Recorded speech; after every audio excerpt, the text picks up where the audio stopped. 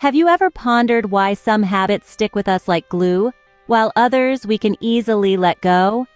Why do we often find ourselves locked in a pattern of behaviors that we know aren't beneficial? Well, the answers to these questions lie deeply embedded within our psychology. The human brain, an intricate and complex organ, operates on a principle called the law of effect.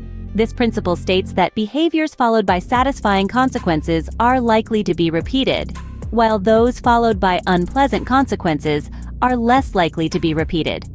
This is the foundation of our habits and behaviors.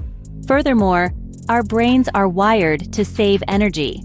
When we perform a task repeatedly, our brain shifts it from the conscious to the subconscious realm, forming a habit.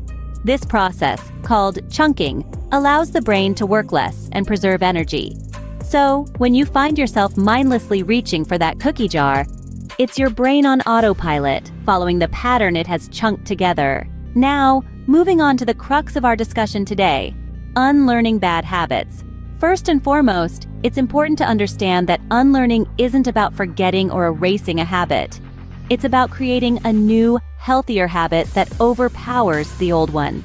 The first step in unlearning a bad habit is to recognize it. One cannot change what one doesn't acknowledge. It's about being brutally honest with oneself and identifying the habits that are not serving any positive purpose. The second step is understanding the trigger. Each habit is triggered by a specific event, situation, or feeling. Identifying the trigger helps in breaking the habit loop and creating a new one. The third step is to replace the bad habit with a good one. The human brain doesn't respond well to deprivation.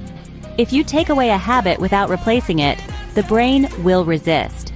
But if you replace it with a healthier alternative, the brain is more likely to accept the change. The fourth step is to practice consistency. Habits aren't formed overnight, and they certainly can't be changed in a day. It requires consistent effort and patience. The fifth and final step is to reward yourself. Every time you successfully avoid a bad habit and choose the healthier option, reward yourself. This positive reinforcement will motivate you to keep going. In conclusion, unlearning a bad habit is a journey, not a destination. It requires self-awareness, understanding, patience, and a whole lot of persistence. But remember, the power to change lies within you. It's a matter of harnessing that power and steering it in the right direction. Today's conversation is more than just about unlearning bad habits. It's about reclaiming control over your life. It's about making conscious choices that lead to a healthier, happier you. So, embark on this journey of unlearning and relearning, and witness the transformation it brings about. Remember, it's never too late to start, and the only bad habit is to think that you have no power over your habits. So, own them, change them, and watch yourself evolve.